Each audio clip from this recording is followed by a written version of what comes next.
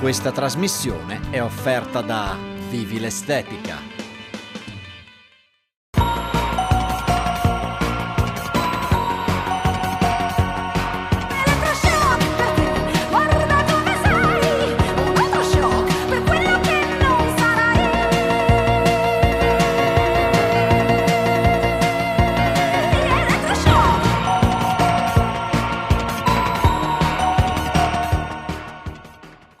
Buonasera e bentrovati a un'altra puntata di Elettroshock, Parola alle donne. Questo è il titolo della trasmissione di questa sera, a 2 giorni dall'8 marzo, festa della donna. Vogliamo raccontarvi alcune storie di donne che in questo anno complicato a causa della pandemia si sono messe in particolare evidenza, nobilitando alcuni settori molto importanti della nostra società. Storie di donne che sono state premiate anche con i riconoscimenti più alti dai vertici dello Stato, dalle amministrazioni comunali, oppure che sono state capaci anche di mettersi una medaglia d'oro al collo. Abbiamo visto tante celebrazioni anche nella nostra regione per l'8 marzo con un imperativo su tutti. Il rispetto e il ruolo strategico della donna nella nostra società deve avvenire tutti i giorni, un fatto che sembra scontato, eppure come vedremo nel corso di questa trasmissione purtroppo non è ancora così. E allora cominciamo con le storie, a partire da quella di Francesca Leschiuta, coordinatrice infermieristica della casa di riposo di San Vito al Tagliamento. È stata insignita dell'onorificenza di Cavaliere al Merito della Repubblica per essere stata, assieme ai suoi colleghi, nella prima ondata capace di difendere i nonni della casa di riposo di San Vito, chiudendosi in casa con loro. L'ha sentita per noi Marta Rizzi. Francesca, come è maturata questa scelta di rimanere appunto isolata con i pazienti e come l'hanno presa a casa? Come vi siete organizzati? Beh, la scelta è stata fatta in seguito a una richiesta del nostro direttore che aveva capito che le cose cominciavano ad andare male fuori. La proposta è stata fatta a noi 5 coordinatori all'inizio e da noi è partita poi la richiesta al personale di ogni reparto. Nel giro di un paio d'ore abbiamo avuto già tutte le adesioni e questo sabato mattina, la domenica ci siamo organizzati un po' nelle case perché tutti a casa avevano mariti, mogli, figli, tutti da sistemare. E lunedì mattina siamo arrivati con i nostri trolley tipo aeroporto e ci siamo organizzati. Siamo rimasti qui 15 giorni insieme a tutti i nostri ospiti. Una fotografia della realtà di oggi, come è cambiata la situazione, come state vivendo in questo momento, questa terza ondata, insomma? Allora, per noi questo è il momento della ripresa. Nel senso che finalmente non abbiamo più casi positivi né tra il personale né tra gli ospiti, quindi per noi adesso è il momento quello di ricrescere, di riportare nuovi ospiti all'interno della struttura, di creare tutto quello che avevamo dovuto fermare, tutti i progetti, tutte le cose nuove. Quante donne eravate? Diciamo, che rapporto c'era uomini-donne? Numerico, Ce n'erano pochini. Erano forse il fisioterapista, animazione, il direttore, gli operai che però non si fermavano all'interno, certo, come noi, andavano a casa perché non stavano dentro la struttura, e gli infermieri. Quindi direi che insomma se erano in 6, 7, forse era tanto, su 80. Insomma. Poi diciamo è arrivata una sorpresa perché questa scelta ha colpito anche appunto, e adesso vediamo le immagini grazie alla regia, il Capo dello Stato che le ha conferito un'onorificenza. Eccolo qui, il momento della consegna. Come l'ha saputo, come è andata e che emozione è stata per lei? L'ho saputo mentre ero a passeggiare perché uno dei suoi colleghi mi ha chiamato al telefono facendomi le congratulazioni per una cosa che non sapevo. Pensavo a uno scherzo inizialmente. Dopo ho cominciato a sentire che arrivavano messaggi appena avevo un po' più campo e sotto c'era il mio direttore che mi diceva rispondi al telefono e mi hanno dato la notizia. È stata così una sorpresa, una sorpresona direi. E l'emozione poi lì a Roma è unica, è un po' inspiegabile perché è una cosa che veramente non mi sarei mai aspettata. Sono contenta per tutte le mie colleghe, tutti i miei colleghi che insieme a me hanno fatto questa esperienza, perché i 15 giorni li ho passati insieme a 80 persone splendide che hanno dato veramente l'anima qua dentro, hanno sacrificato come me famiglia e tutto per rimanere qua. Quindi con me loro erano a Roma, 80 persone tutte insieme e 180 perché poi comunque anche chi quei 15 giorni non ha potuto rimanere dentro con noi, da fuori ci ha sostenuto in 1000 modi diversi.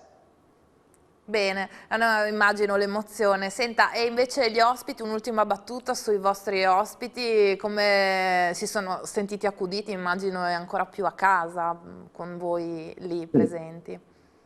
Difatti i 15 giorni sono stati un po' strani per loro, perché vederci giorno e notte, vederci un momento in divisa, un paio d'ore dopo eravamo in Borghese, ci vedono uscire con gli asciugamani sui capelli perché dallo spogliatoio ci spostavamo nelle stanze che avevamo adibito a dormitori, diciamo, e quindi ci guardavano un po' strani. E poi era all'inizio con le mascherine, lì cominciavano a chiedere ma perché non la togli, ma non ti capisco. E abbiamo visto come Francesca Leschiuta sia stata premiata dal presidente Mattarella, il presidente appunto l'8 marzo in occasione della festa della donna. Nel suo discorso ha fatto un passaggio importante sottolineando la capacità e il coraggio di un imprenditore triestino che, scoperto che una propria dipendente era incinta, ha voluto assumerla a tempo indeterminato. Sentiamo le parole del presidente. Tra i cosiddetti esempi civili che l'anno scorso ho premiato con l'onorificenza al merito della Repubblica, c'è un imprenditore di Trieste. Avendo saputo che una sua dipendente precaria era incinta e temeva il licenziamento, l'ha assunta a tempo indeterminato e le ha anche assegnato un aumento di stipendio. Un gesto di grande significato. Ma vorremmo nel prossimo futuro che questi gesti non fossero comportamenti eccezionali da premiare, ma gesti normali, anche incoraggiati da una rimodulazione delle politiche sociali ed economiche.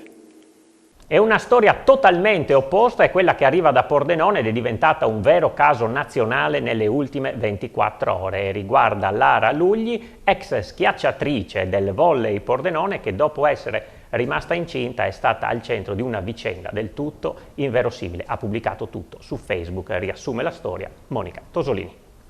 Amarezza, rabbia, incredulità, sdegno, queste le sensazioni della pallavolista Lara Lugli in forza alla SD Volley Pordenone dopo la presa di posizione della società in seguito alla sua richiesta di corresponsione dell'ultima mensilità dello stipendio.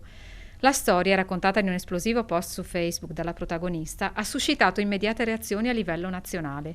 L'atleta, infatti, nel 2019 ha scoperto di essere incinta, comunicando alla società il suo stato. Poco dopo ha perso il bambino in seguito a un aborto spontaneo. A distanza di 2 anni, scrive nel post, vengo citata dalla società per danni in risposta al decreto ingiuntivo con cui chiedevo il pagamento dello stipendio di febbraio. L'atleta, che oggi ha 41 anni ed è tesserata per un altro club, ha reso nota la sua storia alla vigilia della festa della donna, sollevando un polverone. Laura Boldrini annuncia un'interrogazione parlamentare sul caso, mentre la senatrice PD Tatiana Rojc ha condannato un modo di pensare che non vuole diventare passato. La società pordenonese si difende sostenendo che il contratto è stato predisposto dall'atleta stessa e dal suo agente e prevedeva l'immediata cessazione del rapporto in caso di gravidanza, prevedendo penali per cessazione del rapporto. Clausole da noi non esercitate. Nessuno ha citato per danni Lara Lugli. È stata la stessa atleta a chiedere e ottenere un decreto ingiuntivo perché ritiene di vantare dei crediti.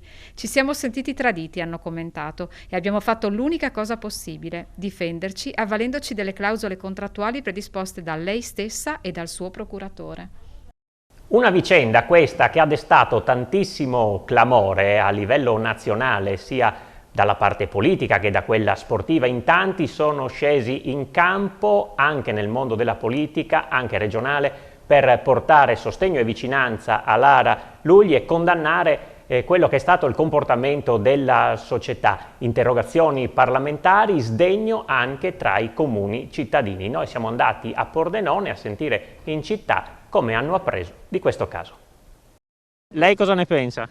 È una cosa un po', voglio dire, un po' strana, un po' come dire, che ti colpisce, perché è una ragazza così giovane, professionista, che fa il suo lavoro, comunque pagato poco, è una situazione così, voglio dire, ti colpisce, insomma, ecco. È un problema che riguarda anche il mondo del lavoro alle volte. Il mondo del lavoro in questo periodo di Covid a maggior ragione, voglio dire, la famiglia incide un po' su tutto, no? Quindi sì. È difficile fare figli. L'autonomia, i figli, sì, non abbiamo strutture, asili, supporti, per cui è ancora più difficile. Una quando è incinta è incinta. Uno se vuole essere mamma, diventare mamma, non vedo il motivo che non possa. Ha fatto bene a denunciare? Ha fatto bene, per me sì, ha fatto bene. E cosa pensa di questa vicenda un po' assurda? Insomma, come tutte le cose, quando si fanno i contratti poi non si sa mai bene cosa ci sia sotto e poi si trovano le sorprese, come sempre. Io mi ricordo che quando sono stata assunta in ospedale hanno fatto il test di gravidanza perché era previsto il test di gravidanza, quindi ecco, queste sono sempre le solite cose che si ripetono sempre. Io penso che sia una cosa vergognosa che nel 2021 dobbiamo ancora interagire con persone di questo tipo. È alla faccia della festa della donna e alla faccia della discriminazione oltretutto. È un fatto un po' increscioso, bisogna che la società si metta la mano sulla coscienza e vada avanti e cerchi di capire anche le conseguenze degli altri. Ma che il caso di Lara Lugli non sia isolato ce lo riportano tante storie che riguardano soprattutto anche il mondo del lavoro, perché alle donne viene sempre più chiesto, anche durante i colloqui, se abbiano o meno intenzione di fare figli. Sentiamo adesso la testimonianza di una mamma pordenonese che racconta la sua vicenda. Non mi sono nuove queste vicende, in quanto le mamme in generale sono un po' messe da parte dal punto di vista del mondo del lavoro. Come è successo a me, a causa della gravidanza della bambina ho perso il lavoro appunto perché non ero più abile a lavorare. Ho detto che ero rimasta incinta e sono rimasta a casa proprio seduta stante. Lei quanti anni ha, il primo figlio? No, è la seconda bambina e ho 32 anni. Cosa faceva? Una detta mensa. Adesso sono tornata a lavorare però ogni volta che si fa un colloquio di lavoro la prima cosa che si dice è ha intenzione di avere altri figli, di avere altre gravidanze. Questo è brutto, però insomma si spera che la mentalità del mondo del lavoro insomma migliori per dare un futuro diverso a tutte le mamme, ecco. Ecco, ha fatto bene quindi Lara Lugli a denunciare, come sta facendo anche lei in qualche modo? Assolutamente sì, sono d'accordissimo con lei, assolutamente. E con queste parole ci fermiamo per qualche minuto di pubblicità.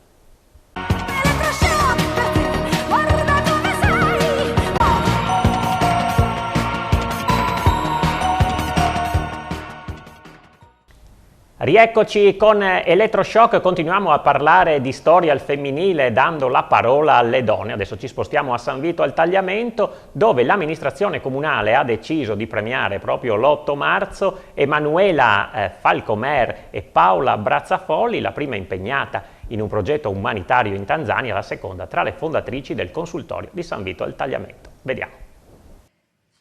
Considerato che dalle proposte avanzate dall'assessore alle pari opportunità e nel contempo delle consultazioni avvenute è emersa l'indicazione della signora Emanuela Falcomer, nata a San Vito al Tagliamento il 26 giugno 1956 e residente a San Vito al Tagliamento, ed evidenziato che la signora Emanuela Falcomer è esempio di donna impegnata fortemente per il miglioramento delle donne africane, in particolare attraverso il progetto Isuka, ha contribuito a migliorare le condizioni di vita degli abitanti di un villaggio in Tanzania, offrendo un'opportunità di crescita e riscatto a molte bambine, ragazze e donne.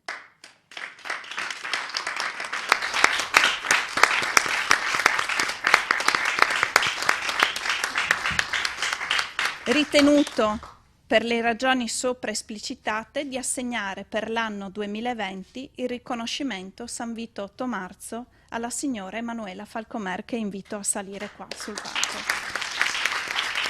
Questo riconoscimento che, credetemi, non mi sarei mai aspettata, e che condivido assolutamente con tutte le donne della mia associazione.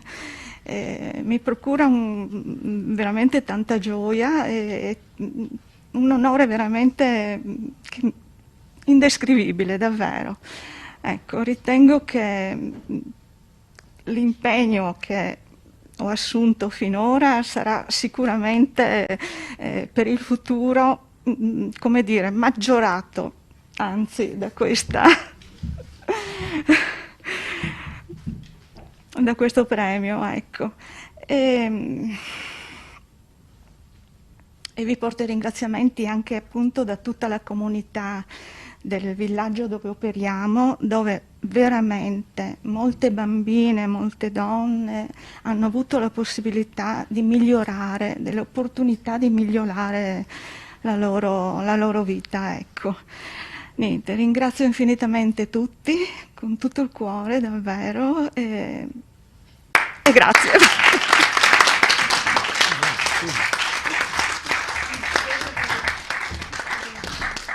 Per il secondo riconoscimento, quindi anno 2021, sempre considerato le proposte avanzate dall'assessore alle pari opportunità e nel contempo anche alle consultazioni che noi abbiamo fatto, è emersa l'indicazione della signora Paola Brazzafolli, nata a San Vito al Tagliamento il 20 gennaio del 1956, una coetanea di Emanuela, ed eravate in classe assieme, non lo sapevamo. Sì, è residente a San Vito al Tagliamento. Evidenziato che la signora Paola Brazzafolli ha sempre profuso il proprio impegno a difesa dei diritti delle donne, in particolare per quanto fatto attivamente e proficuamente affinché a San Vito al Tagliamento potesse sorgere il primo consultorio familiare pubblico del Friuli occidentale.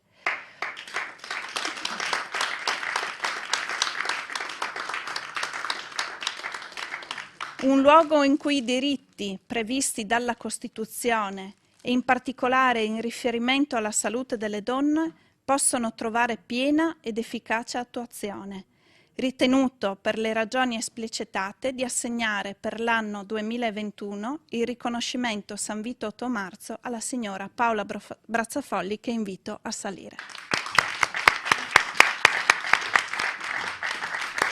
Ringrazio per questo riconoscimento. Credo però di doverlo condividere con tutte le donne che con me hanno condiviso quel periodo di battaglie.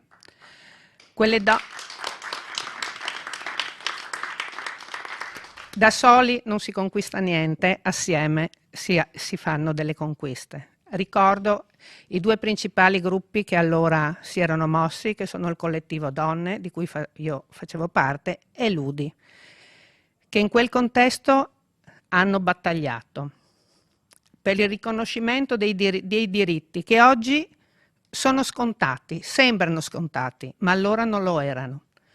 L'uso della contraccezione, rivendicare una maternità scelta e consapevole, vivere la gravidanza e il parto come momenti partecipati ed attivi, conquiste di autodeterminazione sulla gestione del proprio corpo ma anche della propria vita. Il consultorio familiare è stato ed è un simbolo materiale di un percorso che ha visto l'emancipazione.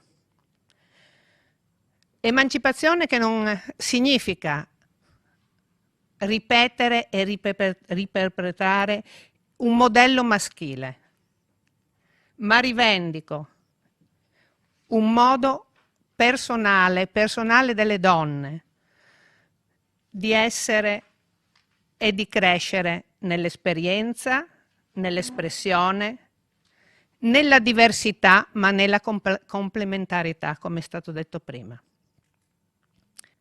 La società è colpevole in questo momento rispetto alla violenza sulle donne, perché gli strumenti che ha attualmente o sono inadeguati o poco osservati. Rispetto ai mariti o ai compagni violenti non è sufficiente l'ingiunzione di allontanamento, come abbiamo visto. Una delle cose che a me sono venute in mente potrebbe essere un trattamento obbligatorio, in modo che la persona sia controllata e sia accompagnata ad avere un comportamento diverso. Per concludere vorrei ricordare alcune persone, le donne che con me hanno condiviso quelle battaglie, il dottor Plaino, medico che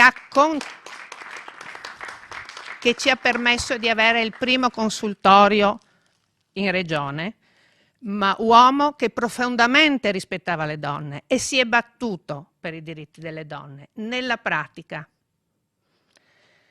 La mia famiglia, dove la parità di genere veniva praticata, io l'ho respirata nella mia famiglia e quindi ricordo mio padre e mia madre, che sono stati coloro che mi hanno insegnato questa cosa. E poi Rossella Corazzin va ricordata. E vorrei fare una proposta. Dedicarle una via, o la via dove abitava, o il parco di giochi che è nella via dove abitava. Questa sarebbe una grande cosa. E sempre a San Vito al Tagliamento, l'8 marzo, è stata inaugurata una panchina rossa, che ormai sappiamo essere il simbolo alla lotta contro la violenza sulle donne, che ha una particolarità, è sonora. Vediamo. Il progetto si chiama The Red Sound Bench ed è il frutto della collaborazione fra la Galleria Spazi Orsetti di Udine e il Centro di Produzione Artistica Audiorama di Stoccolma. Di fatto si tratta di una panchina rossa, simbolo della lotta contro la violenza sulle donne, installata dal Comune di San Vito al Tagliamento al Parco Rota in occasione dell'8 marzo. Ma c'è di più, la panchina è sonora, è sufficiente sedersi per attivare la musica. Per realizzare il progetto sono stati invitati compositori, musicisti, performer da tutto il mondo a presentare opere sonore legate al tema della violenza sulle donne. La vincitrice è una donna, una compositrice molto brava dei Paesi Baschi, quindi dalla Spagna, Zurigne Cerena Barrena.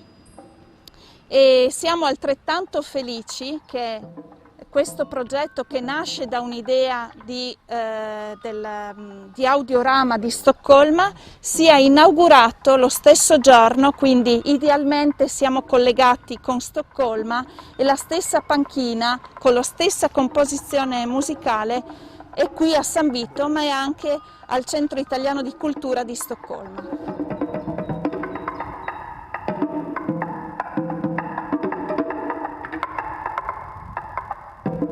Non aspettatevi musica pop oppure cose particolarmente orecchiabili, è una musica che secondo noi è di altissima qualità per pensare, per ragionare un po' e per valutare se i diritti e le cose a cui abbiamo diritto, quindi la libertà, il diritto, ci sono delle parole anche in questo brano che parlano proprio di questo, sono veramente rispettate nel nostro quotidiano. La panchina con i suoi suoni diventa così simbolo di un percorso di sensibilizzazione contro il femminicidio e la violenza maschile sulle donne e ha lo scopo di mantenere alta l'attenzione sul tema, anche con la musica.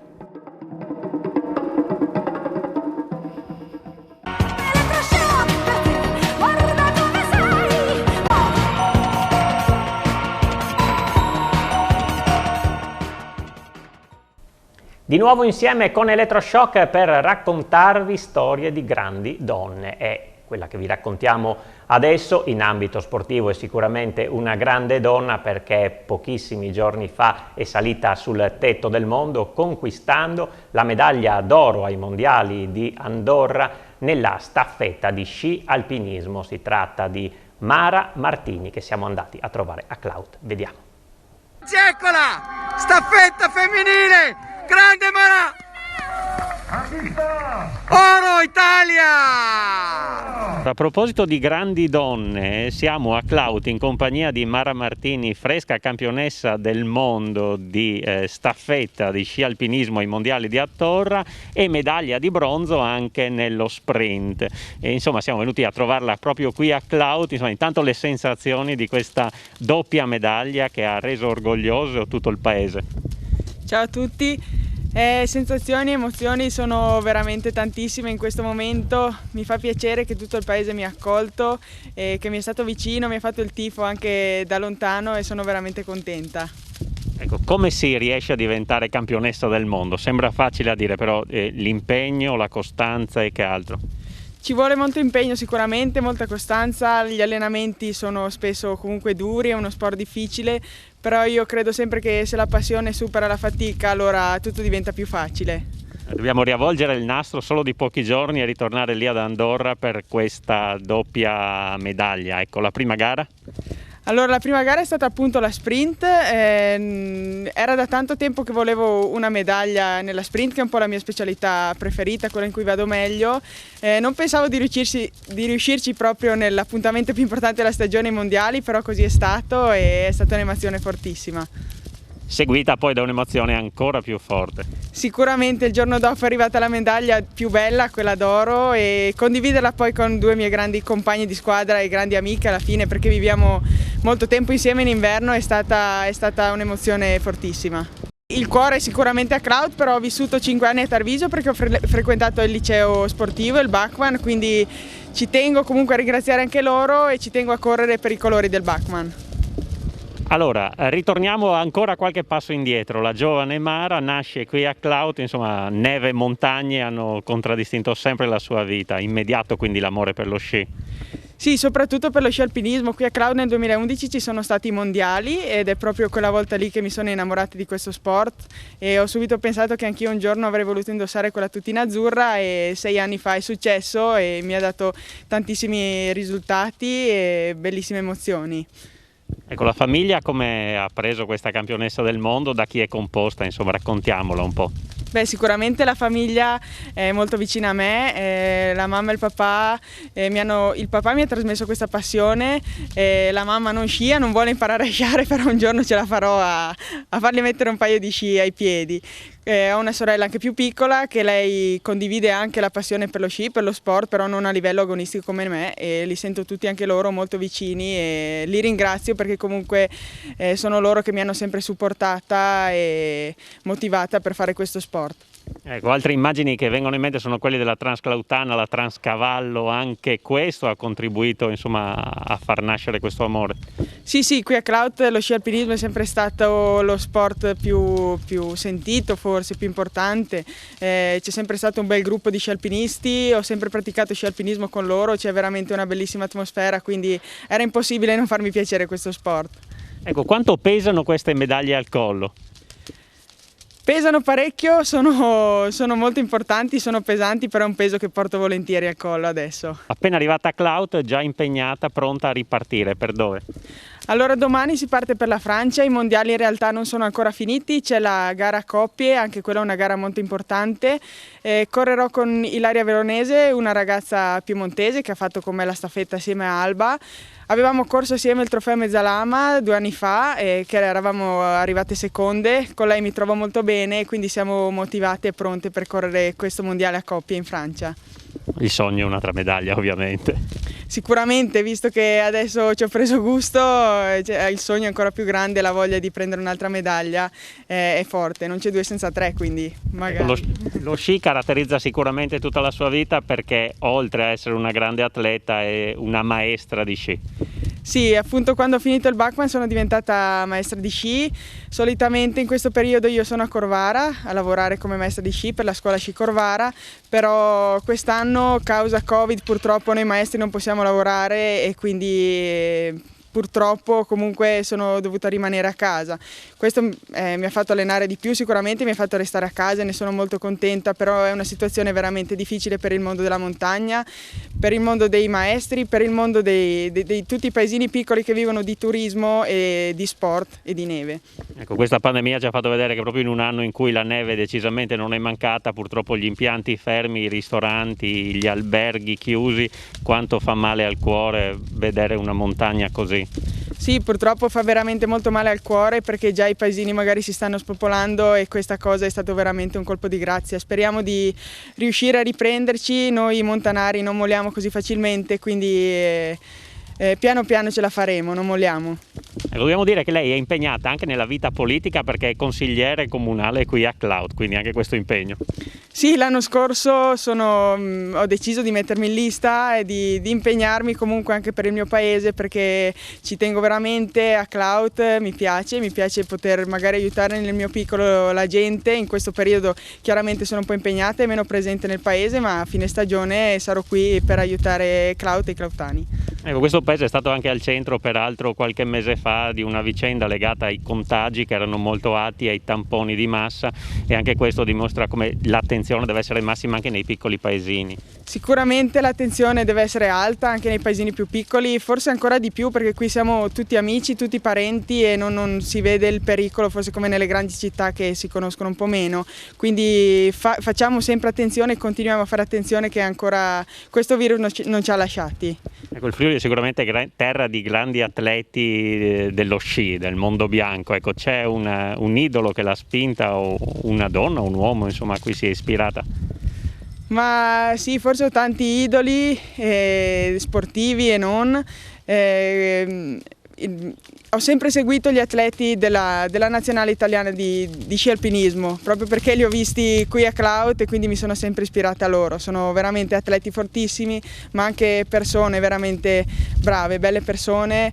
Lo sci alpinismo è uno sport di montagna, sono tutti molto umili e quindi mi piace seguire loro. Ecco, è particolare essere donna nello sci alpinismo, insomma ce ne sono forse meno rispetto agli uomini, che differenza c'è e come si vive in questo mondo? Nello sci alpinismo sì, ci sono forse un po' meno donne, però quelle che ci sono veramente forti.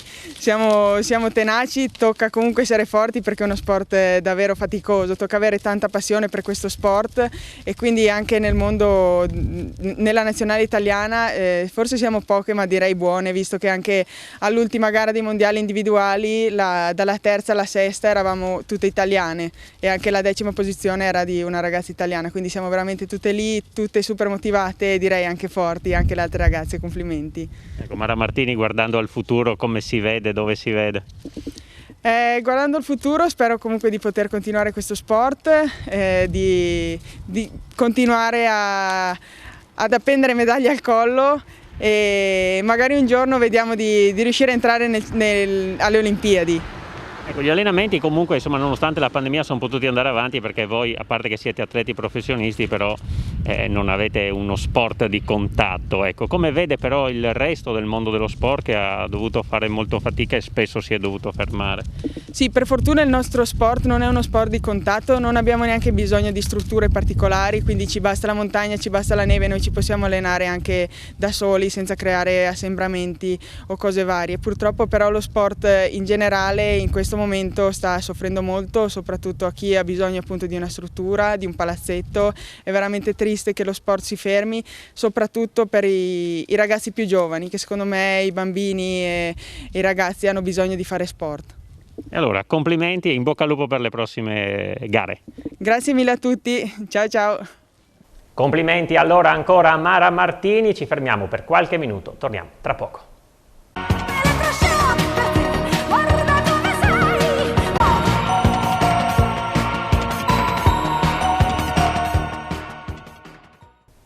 Di nuovo insieme con Elettroshock ci avviamo alla conclusione di questa puntata, ma non potevamo non parlare di scuola perché sicuramente il mondo scolastico è stato tra i protagonisti anche con le tante difficoltà in questo anno. A simbolo abbiamo scelto Teresa Tassanviol, che è la presidente dell'Associazione Nazionale Presidi del Friuli Venezia Giulia e che recentemente è stata nominata ufficiale da parte del Presidente della Repubblica per quello che è stato tutto il suo impegno nel mondo della scuola. Ma Teresa Tassanviol nasconde anche altre passioni. Vediamo insieme.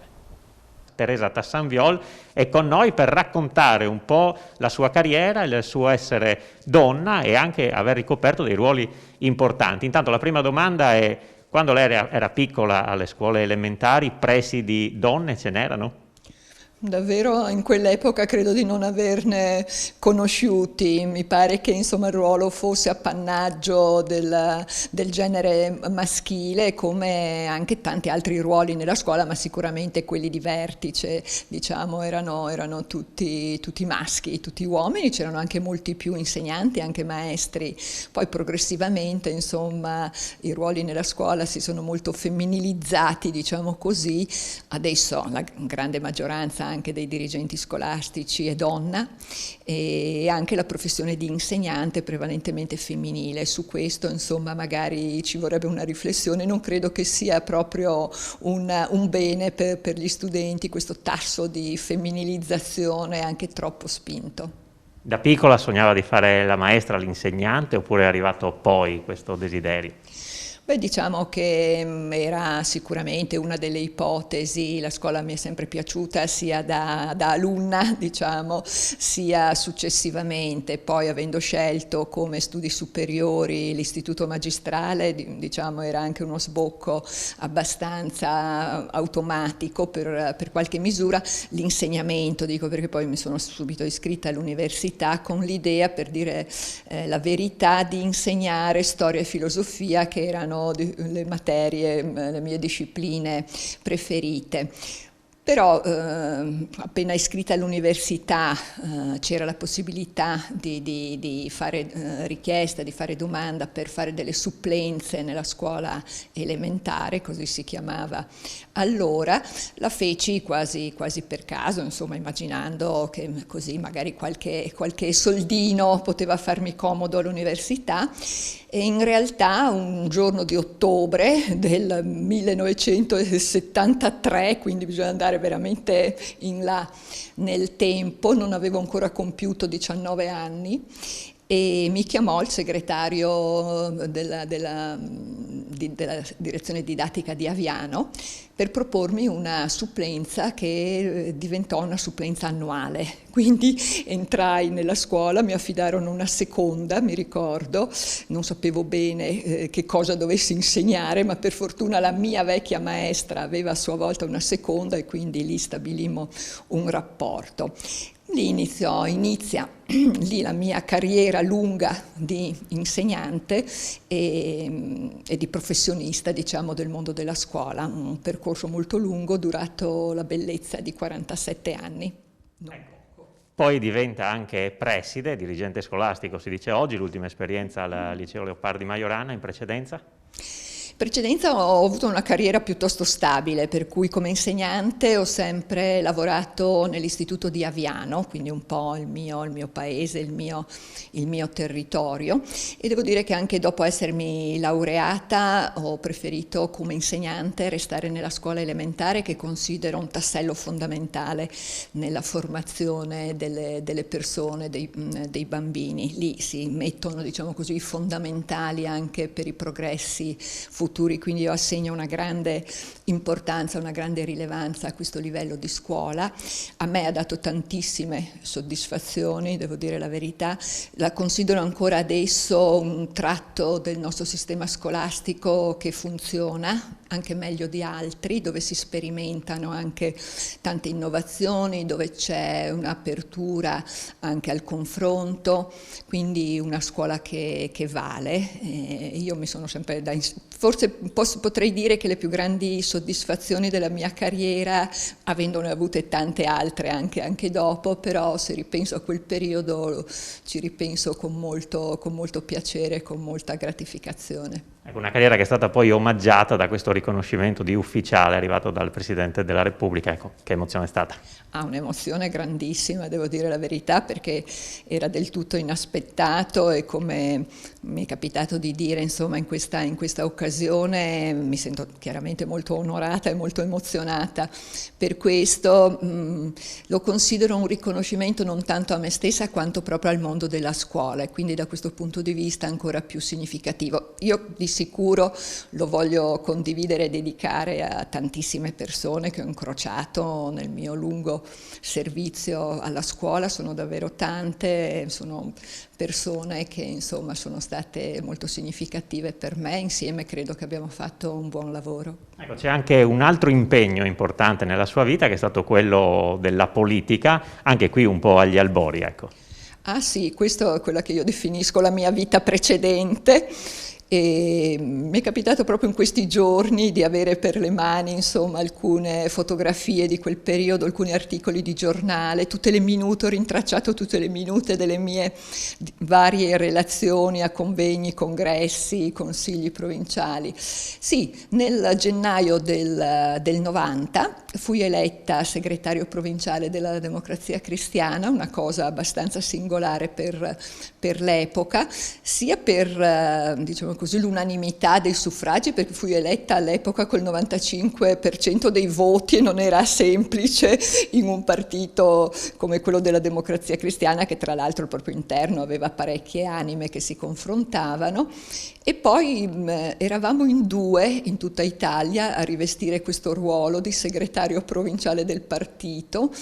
C'ero io a Pordenone e poi c'era una collega a Napoli. Eravamo 2 esemplari unici, perché anche nel partito allora insomma c'era la riserva di caccia, diciamo così, del movimento femminile, dove di solito operavano, in qualche modo venivano anche relegate le donne che partecipavano, ma io insomma ho voluto uscire consapevolmente da quel recinto e cimentarmi invece nell'agone direttamente del partito. Ecco, donna e politica, che cosa pensa delle quote rosa? Le quote rosa, proprio per la mia esperienza, io credo che le donne dovrebbero essere riconosciute, fare carriera, essere valorizzate per il loro merito, per le loro capacità, per le loro competenze, per quello che sanno fare e per quello che sanno proporre, indipendentemente dalle quote. Mi piacerebbe insomma un mondo in cui non ci sia bisogno di quote rosa. Per il momento insomma sono uno strumento per far progredire questa necessità di una rappresentanza più paritaria. Ecco, chiudiamo con una battuta sul mondo della scuola, che quest'anno ha vissuto veramente un anno molto travagliato come tutti e che probabilmente si appresterà anche nei prossimi giorni, nelle prossime settimane, a confrontarsi soprattutto con la didattica a distanza. Ecco, una grande prova quella data dal mondo della scuola quest'anno. Sì, e anche da questa prova, dai dati insomma, che vediamo, anche da qui ci esce, diciamo così, un dovere di fare una riflessione sul ruolo delle donne, perché come ci dicono i dati, insomma, da tutta questa vicenda, da tutta questa emergenza, chi avrà pagato il conto più salato saranno ancora una volta le donne, sia in termini di perdita di occupazione, sia in termini di carico, di affidamento e di cura nei confronti dei figli, che se la scuola non si fa in presenza ma si fa a distanza, chiaramente specialmente i più piccoli hanno bisogno di un'assistenza, di un supporto, di un accudimento, e in genere questo è riservato alle donne. I ragazzi, i giovani, anche i bambini sono, tra tutte le categorie umane, quelli che hanno più risorse per recuperare, quindi io sono molto fiduciosa e molto ottimista che anche questa generazione un po' sacrificata si riprenderà presto. E se quelle che vi abbiamo raccontato sono le donne di oggi, diamo uno sguardo anche a quelle che saranno le donne di domani. Naturalmente oggi frequentano le scuole, i banchi delle superiori, delle medie, anche delle elementari, e abbiamo chiesto un parere a un uomo, in questo caso il professor Andrea Maggi, volto anche televisivo del collegio, e a lui appunto abbiamo chiesto come vede le nuove generazioni. Vediamo. Andrea Maggi, professore, volto noto televisivo, ma soprattutto insegnante di quelle che sono le nuove generazioni. Allora, questa sera qui organizzata dal Comune di Pordenone, una bella serata, tanto gentile, tanto onesta pare, da Dante ai giorni nostri, ma soprattutto le chiediamo come saranno le donne del domani. Le donne del domani saranno intraprendenti, il futuro è sicuramente femminile, non lo dico perché stiamo parlando della Giornata Internazionale della Donna, ma perché attraverso le lotte e le battaglie delle donne negli ultimi 2 secoli si sono fatte grandi conquiste nella nostra società e quindi ci sarà sempre più bisogno delle donne. Del resto le donne hanno sempre dimostrato, pur perdendo moltissime battaglie, di essere vincitrici, anzi di essere vincenti, e a noi proprio in questo momento abbiamo bisogno di elementi vincenti che ci guidino verso un nuovo futuro. A proposito di queste donne vincenti, come vede le ragazze di oggi?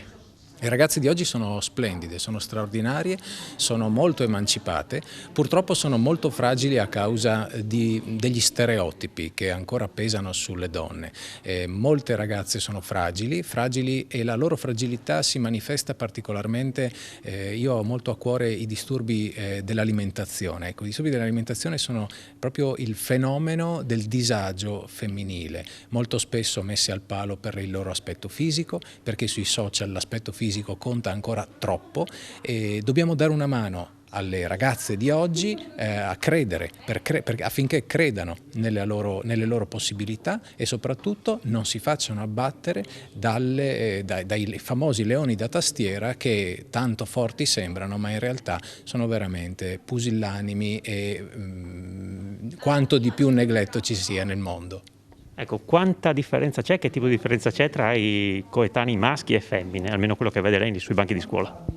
Beh, le ragazze hanno una marcia in più, sicuramente, sono più mature, hanno più spirito di sacrificio, i maschietti, purtroppo io faccio parte della categoria dei maschietti, sono più lamentoni, più fragili e davvero bisogna che i maschi imparino un pochino dalle femmine. È una questione di maturità perché naturalmente per questioni biologiche le femminucce crescono prima, no, dei maschi, però noi maschietti dobbiamo imparare a essere un pochino più tenaci, a sopportare un pochino di più.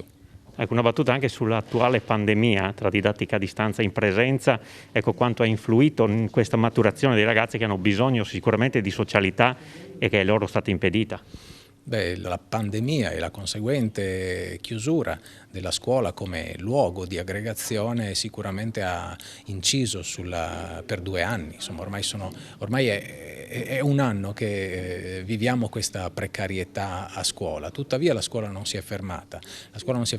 Gli studenti in qualche modo sentono che la scuola è vicina a loro, anche se non lo è fisicamente, e sono certo che quando finalmente saremo tutti vaccinati e potremo reintrodurci a scuola, sapremo recuperare tutti quanti il percorso di crescita e riusciremo a trarre anche da questa situazione l'insegnamento giusto per creare un nuovo avvenire. Ecco, se dovesse fare un esempio di una grande donna del passato che la affascina particolarmente, che nome farebbe? Beh, Emmeline Pankhurst, direi Rosa Luxemburg, queste grandi donne che hanno sempre perso le loro battaglie ma che sono risultate vincenti nella storia, e poi ce ne sarebbero talmente tante che veramente avrei l'imbarazzo della scelta. Un personaggio letterario allora? Un personaggio letterario, Jane Austen. Bene, ultima considerazione con il piglio da professore del collegio, un messaggio alle ragazze che ci stanno guardando. Mi raccomando, ragazze, non fatevi mettere i piedi in testa e studiate. Con le parole di Andrea Maggi si chiude questa puntata di Elettroshock. Ringrazio quanti hanno contribuito alla realizzazione della trasmissione e a Simone Caramaschi per la regia e il montaggio. Elettroshock torna mercoledì prossimo. Grazie per essere stati con noi. Buona serata.